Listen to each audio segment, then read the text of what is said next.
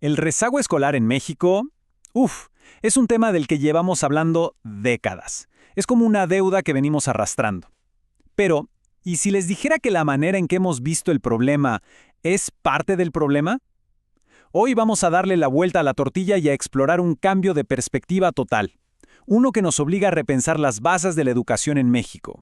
A ver, esta es la pregunta del millón, ¿no? Ha estado en el centro de debates de políticas públicas y de los desvelos de miles de maestras y maestros.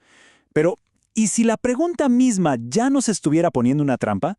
¿Si nos llevara por un camino equivocado desde el inicio? Por muchísimo tiempo, la respuesta fácil, la más obvia, parecía ser el estudiante. Que si sus capacidades, que si su familia, que si su falta de interés. El foco estaba puesto ahí. Pero esta nueva visión nos propone algo radical: girar el reflector, darle la vuelta 180 grados. Y para entender bien, definamos qué es el rezago escolar. Ojo, la palabra clave aquí es significativos. El verdadero rezago no es nada más sacar una mala calificación, es una desconexión. Es cuando la escuela va por un lado y la vida real va por otro completamente distinto. Cuando lo que se ve en el salón no sirve para nada allá afuera. Y para que veamos la dimensión de esto, chequen el dato. Hablando de rezago educativo en mayores de 15 años, las cifras oficiales hablan de 27.5 millones de personas. Es un número gigantesco. Y lo más duro es que el rezago que no se atiende hoy en el aula se convierte en la fría estadística de mañana. Es un ciclo que alimenta la desigualdad, un problema estructural con todas sus letras. Bueno, entonces, si la pregunta original nos llevaba a un callejón sin salida, ¿cuál es la pregunta correcta? Justo aquí es donde todo cambia. Vamos a ver cuál es el eje central de este nuevo paradigma, que es básicamente atreverse a hacer una mejor pregunta. La visión de antes, la tradicional, era súper directa. La lógica era simple. Si un estudiante no aprende, es que algo está mal con el estudiante. Punto. Una lógica que sin querer le ponía una carga brutal sobre los hombros y dejaba fuera todo lo que pasaba a su alrededor. Y aquí, justo aquí, está el cambio de chip. Dejar de preguntar qué le pasa a este alumno para empezar a preguntar qué está pasando en esta situación de enseñanza que le impide aprender. ¿Ven el giro? Con esto el foco se mueve por completo. Ya no es el estudiante, es el sistema. Ya no son sus fallas, son las barreras que muchas veces hemos construido sin darnos cuenta. Antes, el plan era como: hay que arreglar al estudiante para que encaje en el sistema. Ahora es todo lo contrario. Hay que arreglar el sistema para que incluya a todos los estudiantes. El trabajo se transforma por completo. Dejamos de ser mecánicos de personas para convertirnos en arquitectos de puentes. Es un cambio de mentalidad total. Y bueno, este cambiazo de perspectiva no es una idea que salió de la nada, ¿eh? Es, digamos, el corazón de la filosofía educativa actual en México, la que conocemos como la Nueva Escuela Mexicana o la NMM. ¿Vamos a ver de qué va su filosofía de inclusión? Y la NEM se basa en unas ideas bien potentes. No son solo palabras bonitas en un papel, para nada. Son los cimientos. Se trata de entender que la educación es un derecho, que ser diferentes es bueno y que la responsabilidad de incluir a todas y todos es del sistema, no del individuo. Ok, la filosofía suena increíble, pero ¿cómo se come esto en el día a día? ¿Cómo lo aterrizamos en el salón de clases? Porque una buena idea sin herramientas, pues se queda en eso, en una idea. Veamos qué propone este modelo para pasar del dicho al hecho. La primera gran herramienta son los famosos ejes articuladores. Y mucho ojo aquí, no son más temas para meter con calzador en la planeación. No, pensemos que son como unos lentes especiales. Unos lentes que nos ponemos para ver toda nuestra práctica, todo lo que hacemos desde una nueva perspectiva. Por ejemplo, aquí tenemos 4 de esos lentes. Con el de la inclusión nos preguntamos, a ver, ¿de verdad las puertas de mi salón están abiertas para todos?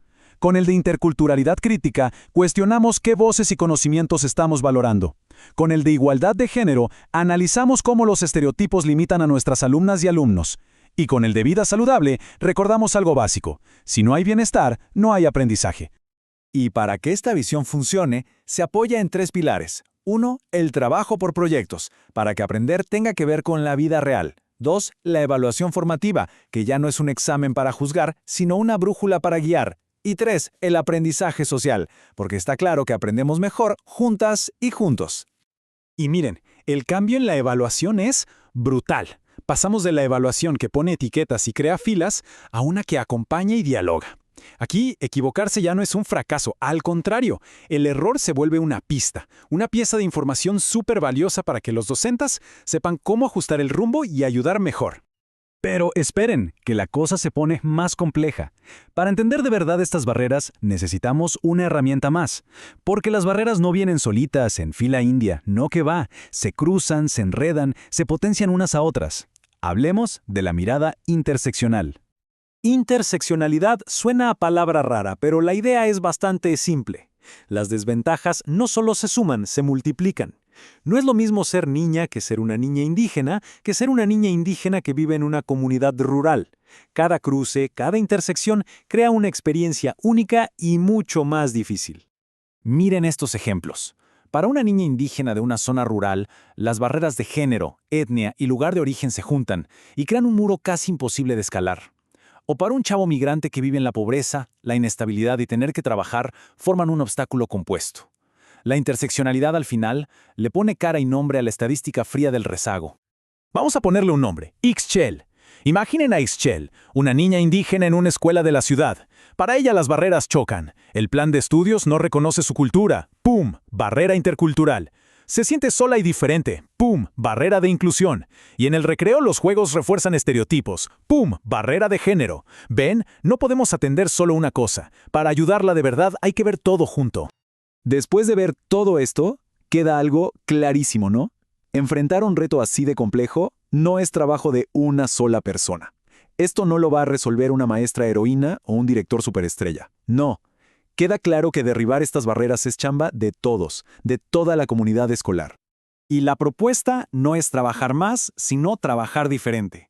¿Cómo? Dando autonomía a los profes para que adapten los planes a su realidad, creando alianzas de verdad con las familias, viéndolas como parte del equipo, y usando espacios como el Consejo Técnico Escolar, no para llenar papeles, sino como verdaderos laboratorios para pensar y mejorar lo que hacemos. Al final del día, todo se resume en esto. El cambio más importante, el más necesario, no está en un libro nuevo o en una computadora más rápida, está en nuestra mirada.